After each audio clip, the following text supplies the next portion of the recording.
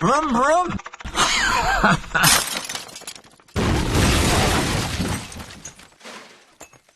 But what a lovely old car. You know, I mean, this would do 100 miles an hour, no problem at all. You can keep up, not a case of keeping up with the traffic, you can fly by the traffic if you want to. I mean, what a practical, classic car.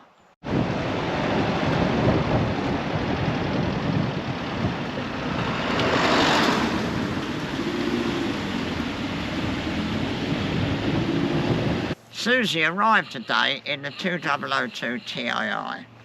So we went to have a cup of tea, and then I started talking about these cars because I was pretty involved with them, really. At one stage I was mad about them, and I had a little green car that I'd bought really cheap because somebody had bought all the bits for the engine, but they obviously wasn't very capable, and it wouldn't run and blah, blah, blah. Anyway, I bought it out of the local paper, went and got it, bought it back. We took the engine to bits and used all the good bits that they bought, but put it together carefully, and it was a flying machine. So my Tim by then was about 17, so he used to be able to drive it. So I think he did something in it, but I can't remember what it was. But anyway, it had Weber carburetors, and we took those off, and we put the original carburetor back and everything. And it was quite a useful car. But being young, old Tim said, oh, we've got to put the Webers on, we've got to put the Webers on. Anyway, we put the Webers on. And to be honest, it wasn't that much quicker. In fact, it was a bit quicker, but the amount of petrol it used, it wasn't really worthwhile. But anyway, that's another story. So then I walked into a BMW stores of the people who used to race these, because when production saloon car first started in 1972, these were outright winners, because by then they hadn't really got the Caprice going. Once they got the Caprice going properly, the Caprice used to beat them. But initially, this was a winning car, and I can remember being in my Mini, which I was racing at the time, and having the BMWs coming by like I was standing still. So I was pretty impressed with them. I actually fitted a limited slip diff in the end, because I went to the firm that raced the 2002s. They sponsored the 2002. I forget who drove it, but I went to the stores. This is years later, obviously, and because in the 70s, this was when it was a winner. I'd finished production saloon car racing, but I bought the green car. So I went to the stores, and the bloke said, "Oh, we got a limited slip diff for one of them somewhere." So obviously the old ears perked up, and I said, "Oh, yeah, I'd be interested in buying that." He said, "Oh, well, leave it to me," he said, "and come and see us next week or something." He said, "and I'll see if we can find it." Anyway, he found it, and I gave him 25 quid for it, which was very cheap, because I couldn't have afforded to buy a limited slip diff and pay the full money. Anyway, we fitted it in the green car. So that finished up with Webers, a limited slip diff. It was quite a car. I think I gave 175 quid for it or something. It wasn't a lot of money because it didn't go. And the young bloke who owned it, he'd obviously spent all this money, but it was so badly done. You know, it wouldn't turn over, it was terrible. They bought new rockers and they put them in wrong, and it was a nightmare. But anyway, we put all that right. And we had it for quite a long time. It turned out to be like the family car. Timothy drove it. And, you know, we used it a lot. And that's really what sold me on them, really. I mean, so that was it, really. So then I got into turbos. I bought a turbo, and it was fabulous. But unfortunately, the turbo was cracked and one thing and another. So I converted it and put an HII Japanese turbo on it, which was absolutely modern. And I tell you what, it turned it into a rocket ship. It was much quicker than with the original turbo. Anyway, I did a Pomeroy in that, and in the pouring rain. I couldn't believe it. I paralysed them. I overtook everybody. I think Nick Mason was in it in one of his very good cars. I think I lapped him once, if not twice. When I finished, there was a crowd round the car looking at the tyres, and some bloke said, "I've just made a note of those tyres and I'm going to go and buy a set and have them put on my car next week." But because when I did this, I'd already been a saloon car champion, and no one knew about that. So the fact I was driving it like a loony, no one put two and two together. But anyway, in fact, the first time I came round, it was left-hand drive, and I bounced it off the curb a bit. And one of the ladies in the vintage sports car club looking out, and she said, "Oh, Ivan," she said, "we were convinced that you were going to crash." But anyway, I didn't crash. This picture here is of the silver car, which I did the Pomeroy the year before I did it in the green car. But what happened with this car, it had a cracked turbo, and I couldn't afford to buy one for BMW, so I fitted an HII one. Or IHI even. IHI. And it absolutely boosted much more. There was a gauge in there, and it used to go into the red, and it used to fly. So anyway, I did the Pomeroy, and that was absolutely pouring with rain. And it was going like a rocket. I was flying, coming through Woodcote, really going.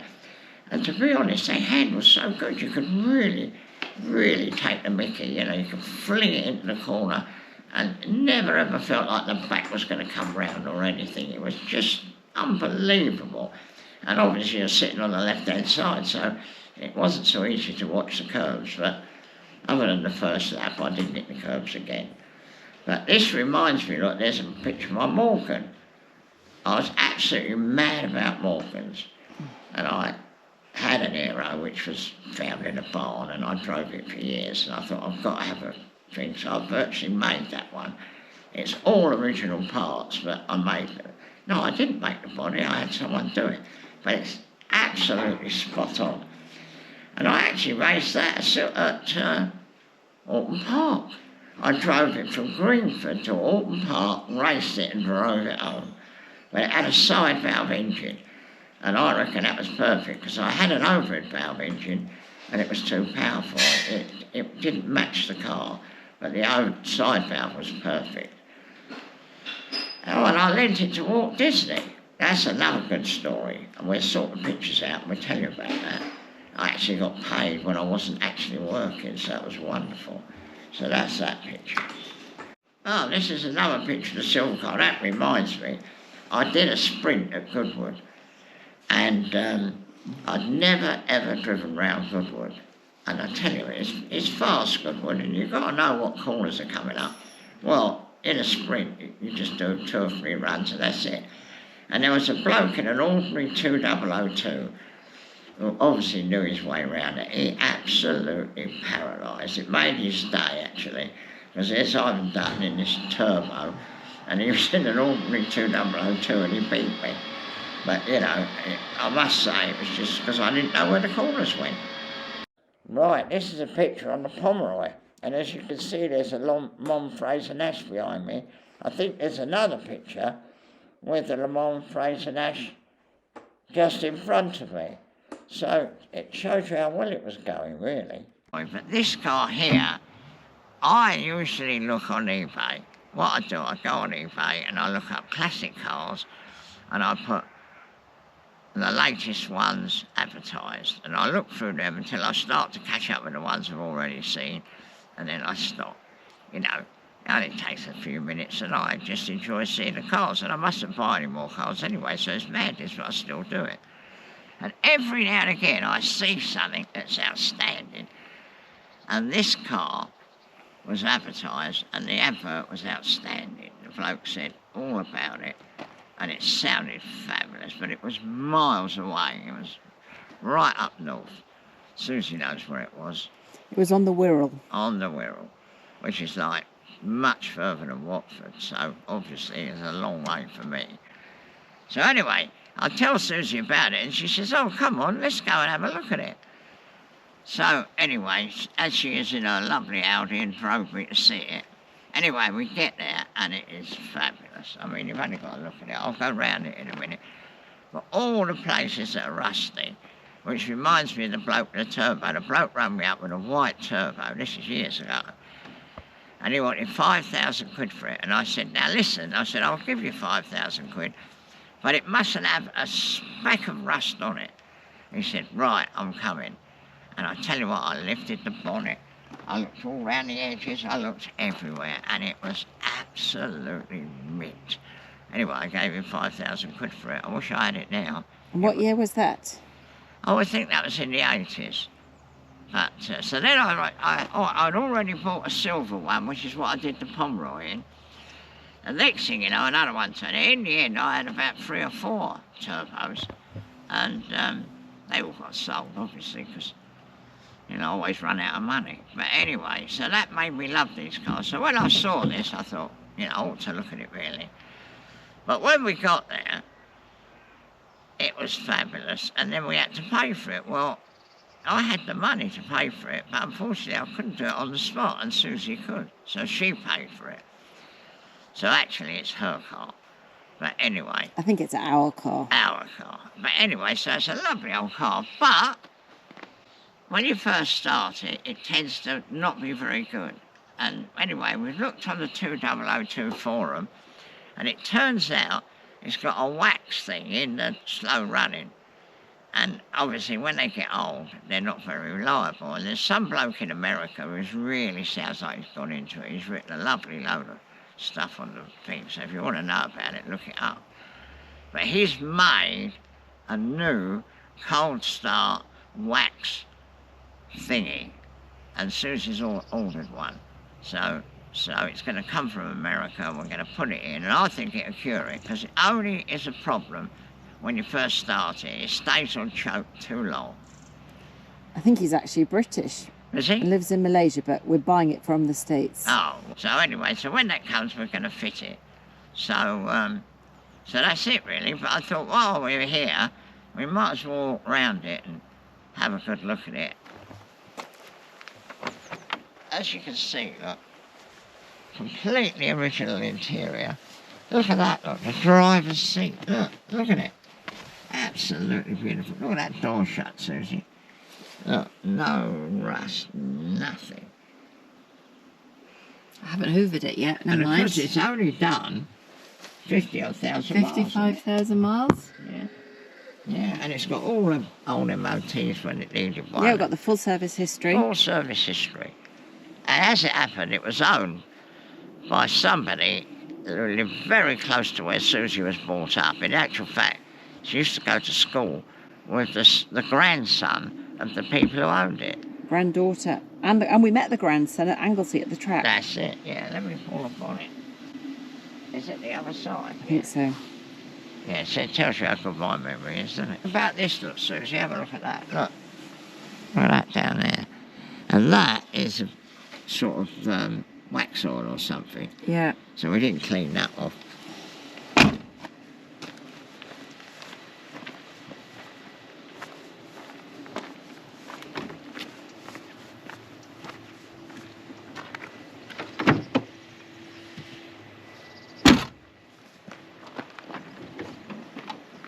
Look at that. Look at all that there. I mean, this is all rotten normally. That's all original. Lovely. I mean, we could take that off and make it look new, but, it's original, and I think it's lovely. It's got all the stickers. That one's obviously disappeared. But what a good original car. I think the wax thing is down there. I can see the bit. I can see the bit that's in. See that sort of tubular looking bit? Just there. Oh, yeah. I reckon that's where your wax is in there. Okay. So well, the kit's coming, I hope. We'll obviously have to take all this off to get to it, but that ain't no problem.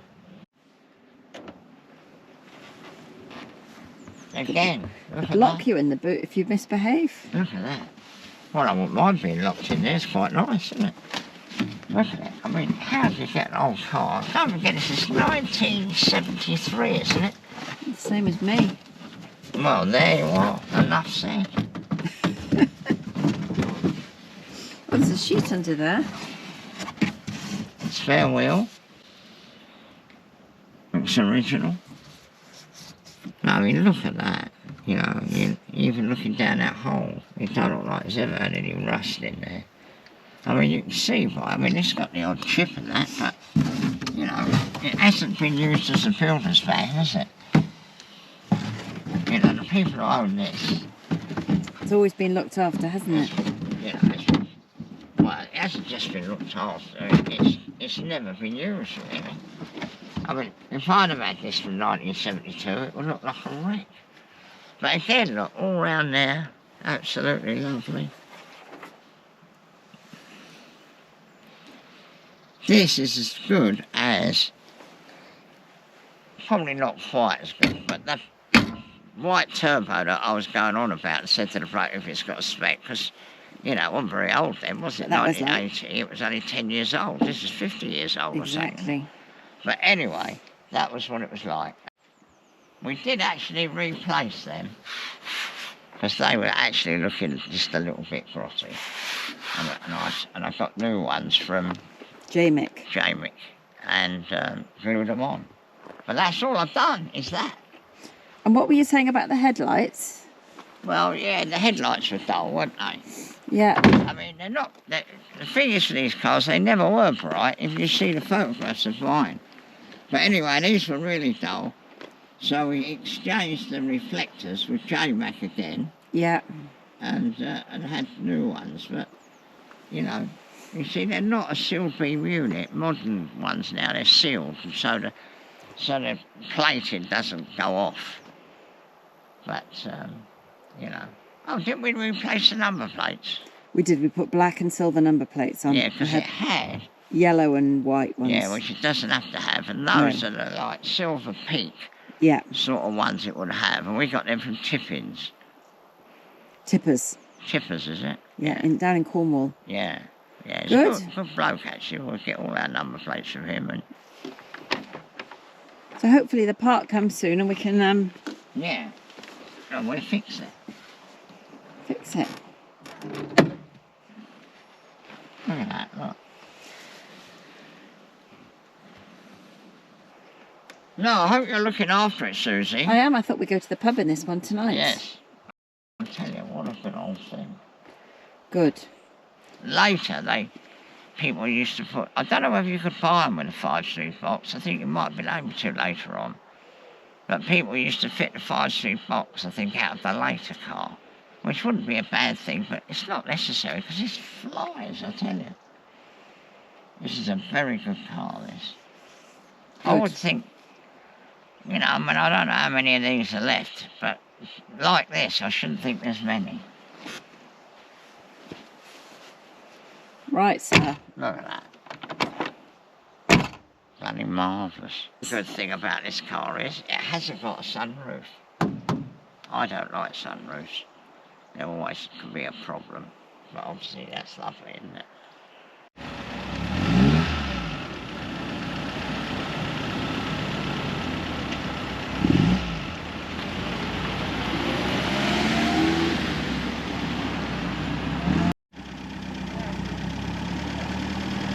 Do a little circle on.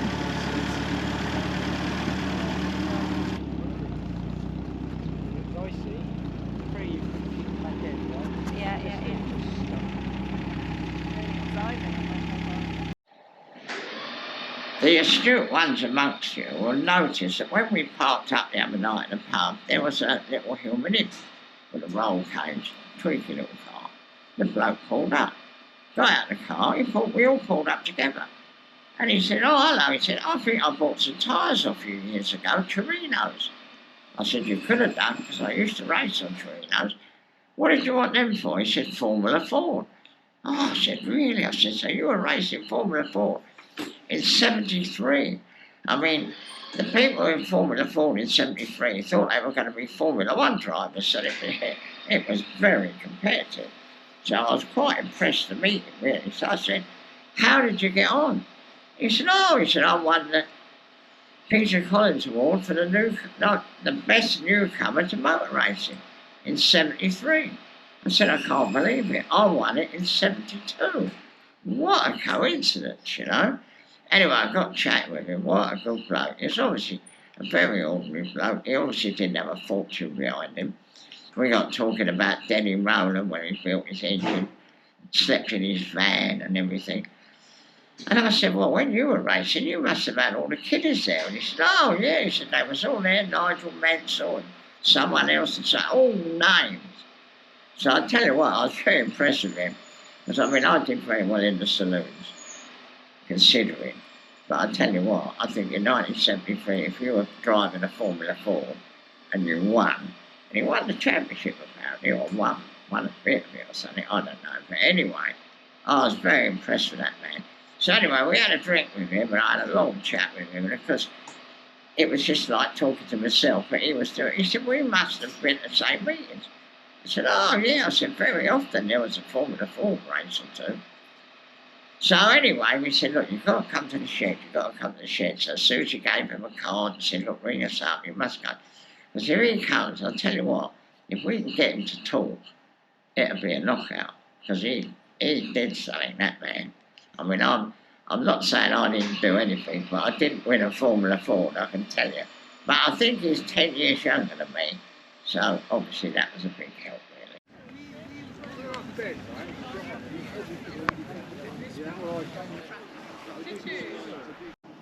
Don't forget to subscribe, and don't forget to do a thumbs up, because, you know, we need it.